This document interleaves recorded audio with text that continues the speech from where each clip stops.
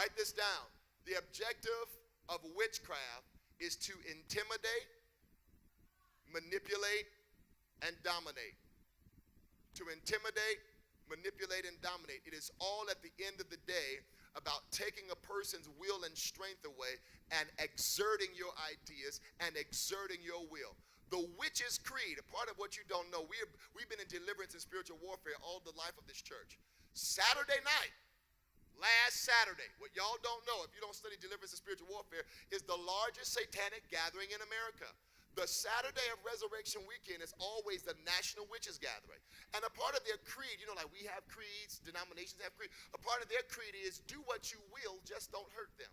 So it's all about exerting your will for a better way, or what you feel like is superior intellect or superior knowledge. You're going to always find that it's almost impossible to be a dumb rebel. Most people who are rebellious are very knowledgeable.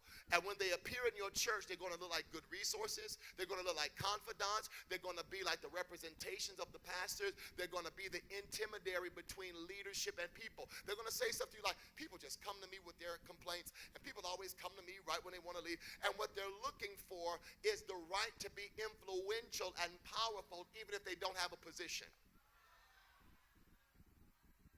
Because if I have the influence, I don't need the position. If I can control who should or should not be leading worship by the fact that they confided in me and I have their information, then I can spread that or use that to disqualify them from the back row.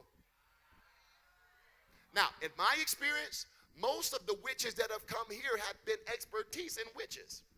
They come in the door identifying everybody else as a witch. And when I put my hand on them, then all of a sudden there were breakdowns, sabotages, threats, all kinds of stuff. Why? They're going to go out of their way to camouflage through language. If I say I see witches, you're not going to think I'm one. But it's all about, listen, strategically posting yourself by people who either have the ear, and I'm going to tell you what a lot of witches want is favor. If a witch identifies that you have favor in a thing or favor and momentum, if they can't get it, they're going to post themselves by you disingenuously to try to borrow your own favor. And you will only see it manifest when you restrict their access to it. Then the true colors will form. My God. I have seen witchcraft in marriage. There can be witchcraft in holy matrimony.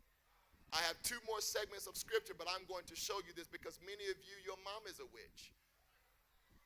Your daddy can move in witchcraft, and here's how. It is native to the feminine species to use manipulation as their witchcraft form. For men, they typically use intimidation.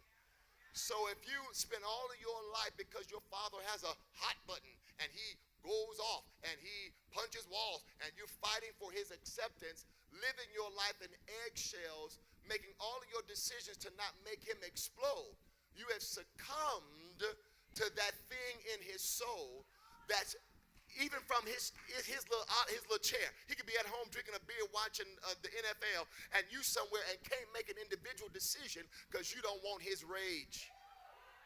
It's the spirit of witchcraft. Think about how powerful that is for you to be making a decision around his emotional stability, sometimes in another city, sometimes in another home, but even from that chair with a remote, he's controlling your life and choices. It's a spirit of intimidation. Women do it by manipulation. Here is the common scenario. If a man, for whatever reason, has proven not to be trustworthy, those of you that lead family life need to know this.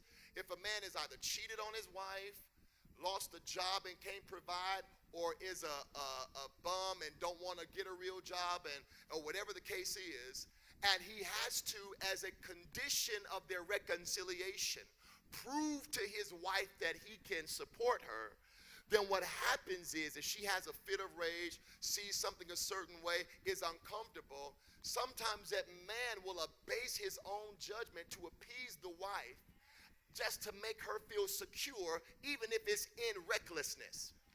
So what's happened is, even from the place of being the weaker vessel, she has now emotionally manipulated him to do what she wanted so that he could prove to her that he was on her side.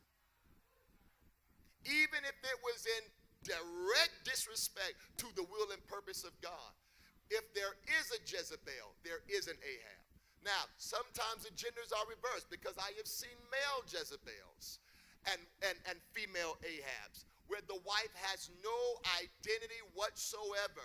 She is just a counterpart and an addition to the elaborate story of a strong, aggressive, domineering man.